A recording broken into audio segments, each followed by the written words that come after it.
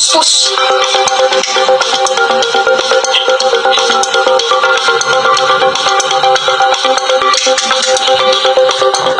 Wadam ha.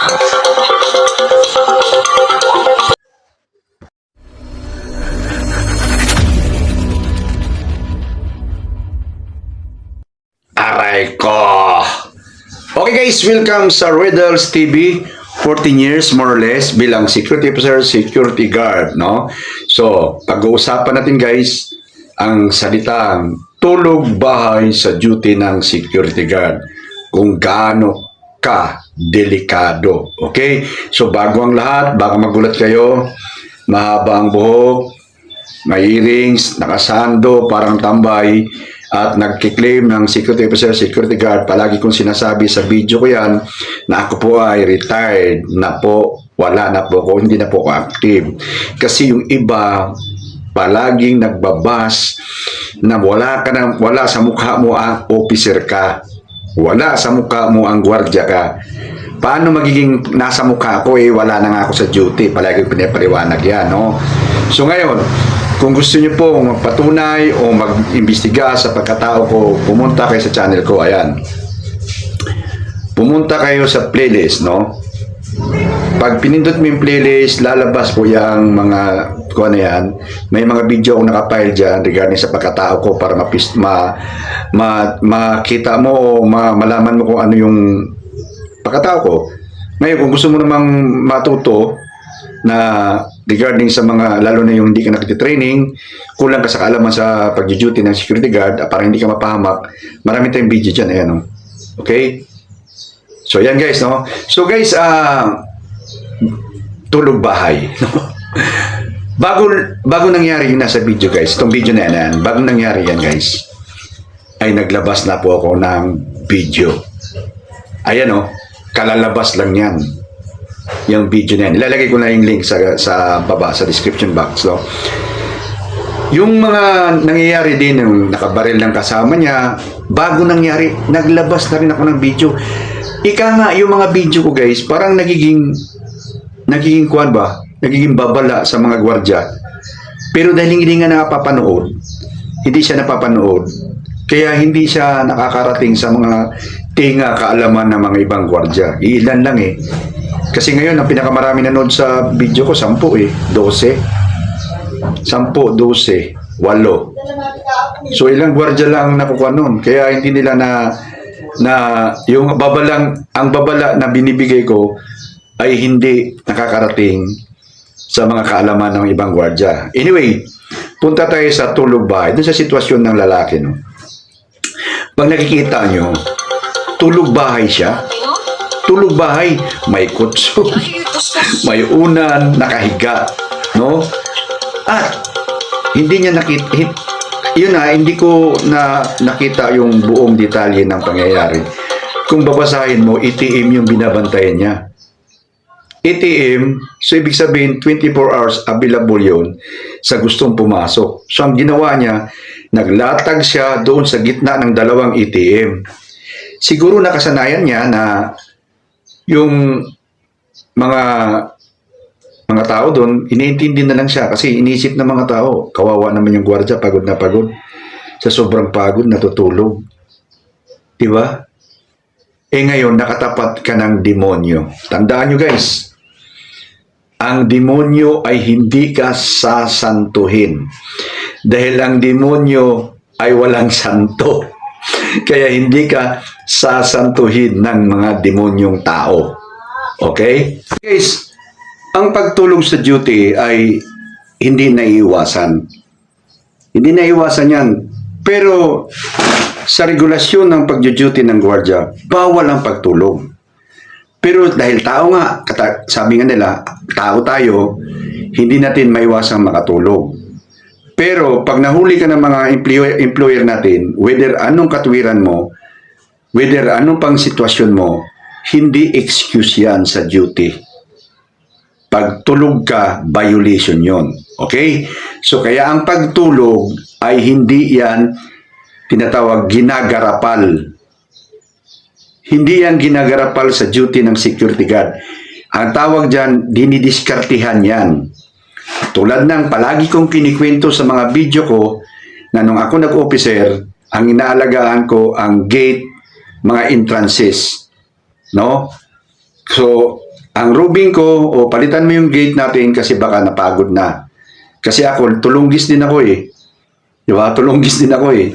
Okay? So, diskartihan. Kasi hindi yan tinatawag na acceptable sa mga employer na pag nakatulog ka, ay, ma'am, tao lang naman ako. Kaya ako nakatulog. Pagod ako sa buong maghapon ko. Hindi yun. Kasi nagbayad sa atin ang mga company, nagbayad sila ng pera na minimum earner tayo para magbantay, hindi para matulog sa mga area natin, no? So, hindi sila gagastos ng pera, magbayad ng tao para tulugan mo lang sa duty, no? So, ang pagtulog sa duty ay diskartihan, okay? So, yung tulog bahay na gagawin ng isang gwardiya ay abuso na yon. Abuso na yon, hindi na diskarte yon. Abuso na yon. So kami, tulad kami, pag nakatulog kami, hindi kami natutulog na nakahiga talaga. Tulog na nakaupo. Nakaupo, no? So, yun yung mga tulog na, kumbaga, ika nga, iniraos lang yung antok. Ganito. Ngayon, baka sabihin nyo, nagmamalinis ako, no? At siyempre, may mga pagkakataong humihiga ako sa duty. Pero yung duty namin ay safe. Okay, safe ba? Tulad kami, nag-duty kami sa isang branch ng government. Nasa loob kami. Sirado lahat. Para nasa bahay ka lang. So, pwedeng tulog bahay. Pero yung exposed ka, tulog bahay ka, hindi mo iniisip na you must face the consequences of your action. Tulad ng, okay guys, nakita nyo yung nangyari sa tao, sa igwardya.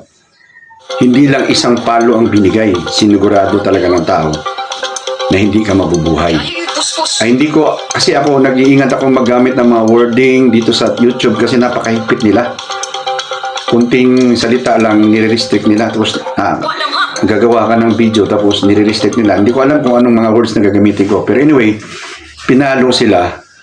Pinalo niya yung tao. Ganun ang maharap mo pagka na wala kang tinatawag awareness at evaluation sa paligid mo kung gaano kadelikado. No? Bago ka bumigay ng tulog, ay i-evaluate mo muna yung sarili mo o yung area mo kung gaano kadelikado. Tulad ni Kuya, nakalatag siya, itim yung binabantayan niya. I-correct me if I'm wrong kasi yun lang nakita ko. So, lahat, may mga taong pumupunta roon para mag-withdraw anytime kasi ATM. No? Hindi ko alam bakit pinasok siya ng 3 tao at bakit anong available doon sa area niya. Bakit pinasok siya? Hindi ko rin alam bakit ganun kasi ATM hindi man basta-basta mabubuksan yan. So, ganito yan guys nabanggit ko nung una na ang pagtulog sa pagtulog sa duty ay diskartihan. Okay, didiskarti ka, no? So tulad kami nung nag-duty kami, kalalabas pa lang ng CCTV. Kalalabas lang ng CCTV ba? So nag-install yung company namin ng CCTV. So pag-install, dahil bago, yung mga in-house security officer ng company namin, maligalig pa sila mag-check. Oy, branch, ganito. Ba't hindi kita nakita ng ganitong oras? Para kunwari nagtrabaho din sila. Hindi ka, tulog ka, no? Interval yan, no? Kaya ganun yan. Tapos, minumonitor pala tayo, ganun. So, ang ginawa namin, nag-alarm kami sa namin, sa cellphone namin. Usop ang cellphone namin dati, 3310 pa. 3310. 3510, 6210, mga ganong cellphone. Pero may alarm na yon. So, nag-alarm kami ng kalahating oras, 45 minutes, ganon. Tapos, pag na-alarm na yon, tatayo kami. Kunwari, may chichik kami nun, sisilip kami parang may sisilipin kami para makita lang kami sa CCTV. Ganon yun. Kaya nga, diskartihan. Hindi yung parang parang kang pupunta lang ng duty mo, parang kang nasa bahay lang. No? So, tapos upo lang din ang gagawin namin pag alam namin delikado yung, o kaya medyo hindi 100% na safe yung area. At ito pa ang dapat nating itanim sa isip, na ang critical na oras ng duty ng gwardiya sa gabi ay alas 2, alas 3, alas 4 na madaling araw. Alam ng mga magnanakaw yan. Na dyan talaga, kahit bilangin pa yung bulbul mo sa kuan mo, itlog mo, ay hindi ka magigising sa sobrang antok ng oras na yan. So anong ginagawa namin? Alas 2:30 nagre-ring ka ako ng cellphone ko. Alas 3:30 nagre-ring ako. At alas 4:30 nagre-ring ako ng cellphone ko niyan para in case every now and then nagigising ako kung makakatulog man ako.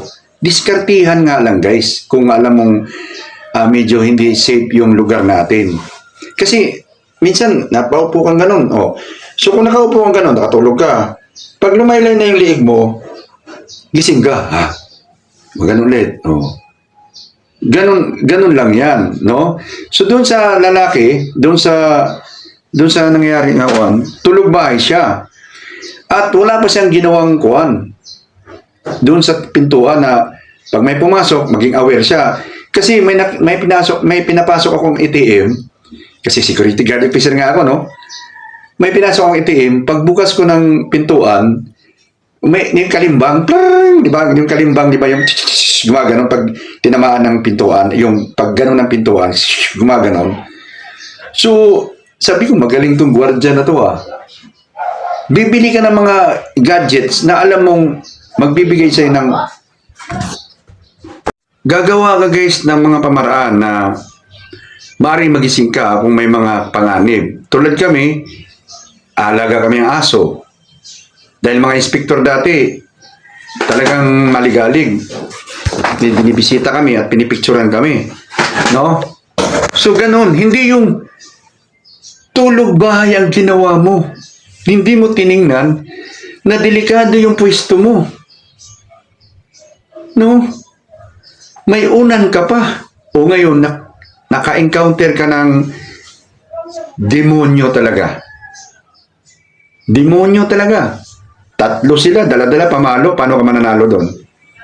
At that time, siguro kung nakatayo ka noon at naalingwagan ka, pwede ka nang gumamit ng baril mo noon kasi talagang hindi ka talaga sasantuhin ng mga yon. So guys, bago nangyari yung pangyayari na yon, may video na akong nilabas.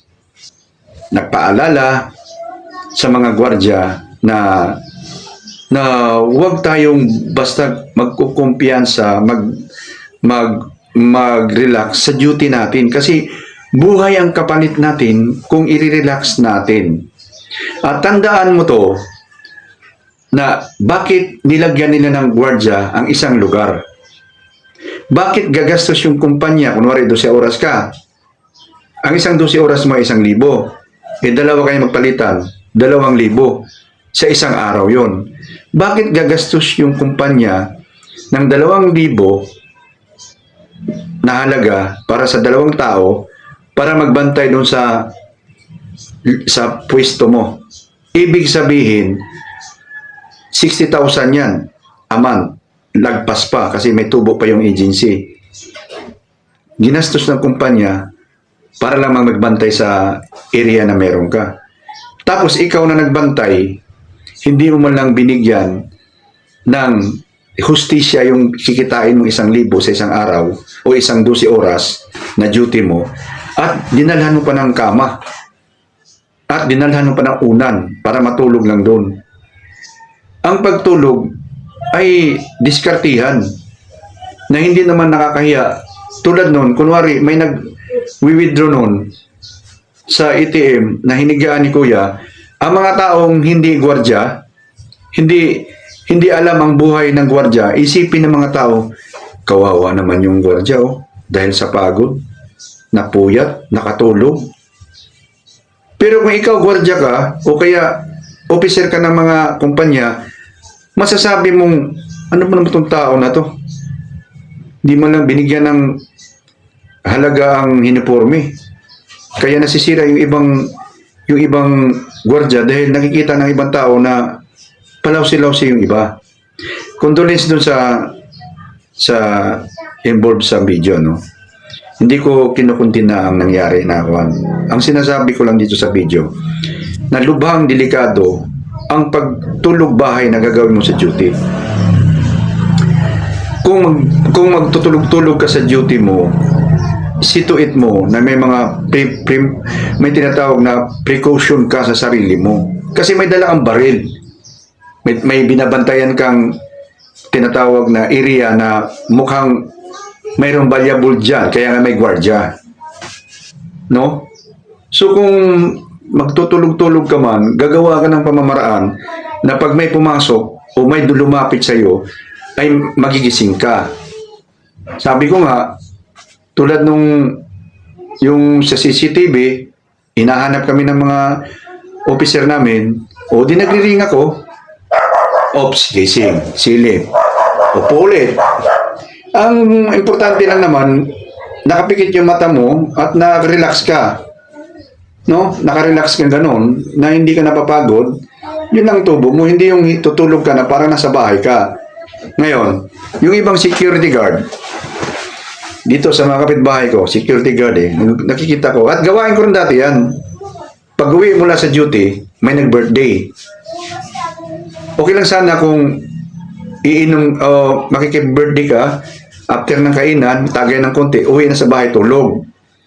Eh, ang problema, yung iba, nakikipagsabayan, alam niyang may duty sa kinagabi, panggabi siya. At yung iba naman, nakikipagsabayan sa tungit. Nagtutungit, alam niyang puyat siya galing sa duty, at mag-duty pa sa kinagabihan, pero nagtungit siya buong maghapon. Ang mangyari sa pag-duty mo, pagdating ng gabi, tulog bahay ka. Okay nga yung magtulog bahay tayo. Kung safe yung lugar, yung sinabi ko nga yung branch namin dati. Sirado namin yung gate, lock, kahit nakabrief kami, natutulog kami, kasi safe yung pinagdutihan namin. Okay guys, so nakikita natin kung paano tayo magiging delikado at sasantuhin, hindi tayo sasantuhin ng mga demonyo sa paligid. Bakit maraming security guard sa Pilipinas? Bakit? Dahil hindi kayang i-cover up ng mga pulis ang lahat ng establishment.